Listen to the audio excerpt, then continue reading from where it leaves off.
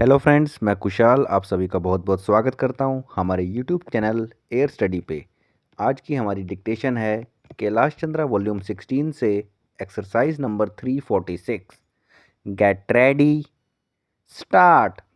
Mister deputy chairman, the present speech of the Deputy Minister of Education, Dr. Shrimali, encourages me to speak first about education.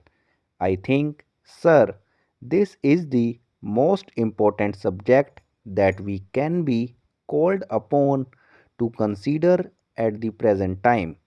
We have had the first 5-year plan and we shall soon have the second 5-year plan.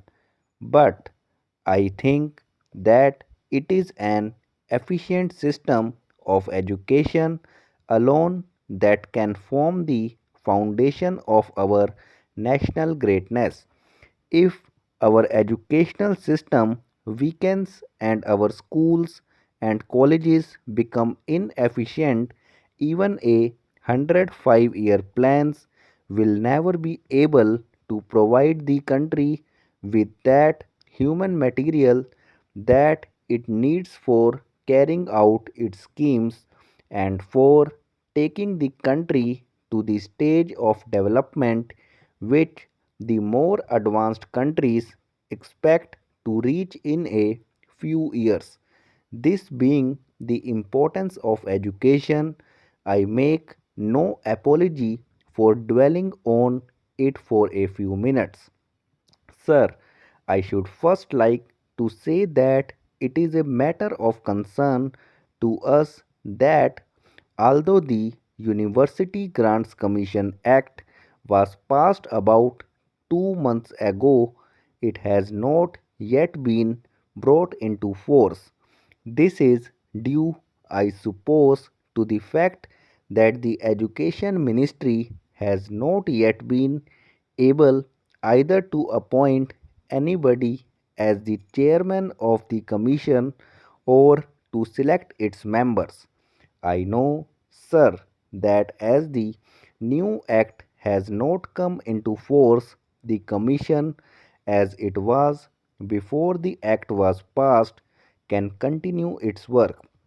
But the Education Ministry ought to realize and understand the psychological effect of the passing of the new act.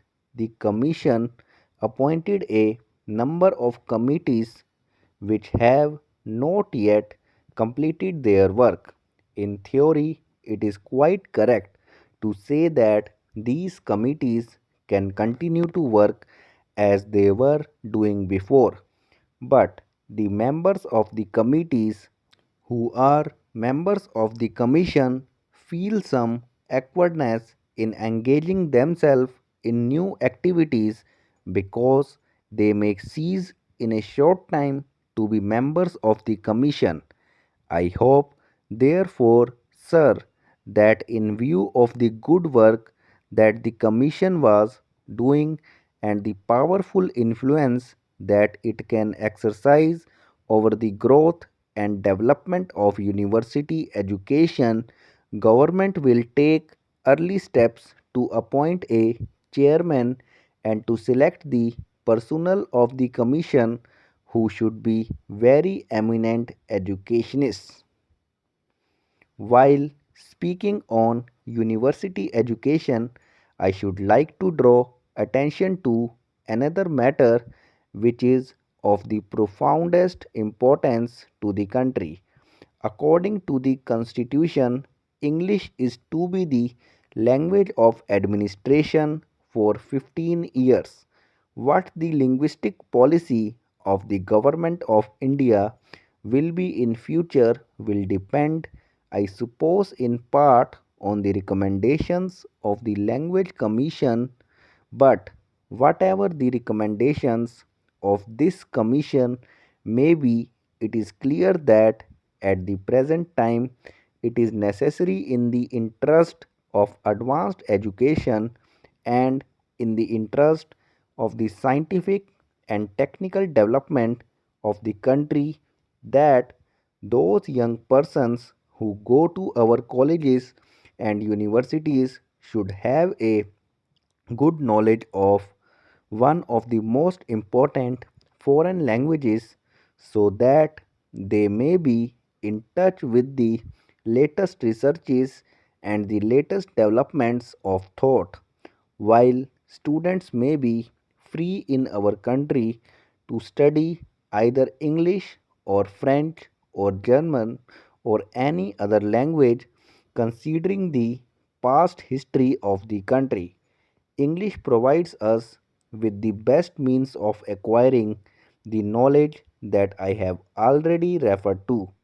Now, many universities with a very laudable aim have made the mother tongue of the students the medium of education.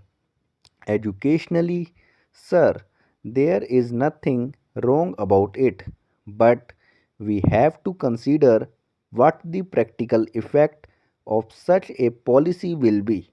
If the main languages of India were well developed and if a man who knew them could acquire the latest knowledge in any branch of study and could come into contact with persons interested in his branch of knowledge, some of the difficulties that are attendant on the present policy would disappear. But there is one other question, sir, that we have to consider. English today is not merely a means of acquiring modern knowledge for ourselves, but is also a means of maintaining the unity of the country. It can be no matter of pride to us that we should have to use a foreign language in order to communicate our ideas to others and to enable the intelligentsia to understand the thoughts that are pervading the minds of the educated people in the country. But we have to take facts as they are. We hope a time will come when at least one of our own languages, and I suppose Hindi, will be in an advantageous position than any other language and will be in a position to give to our young men and women and to the country what the English language is able to give at the present time. But this is not a fact. Thanks for watching this video.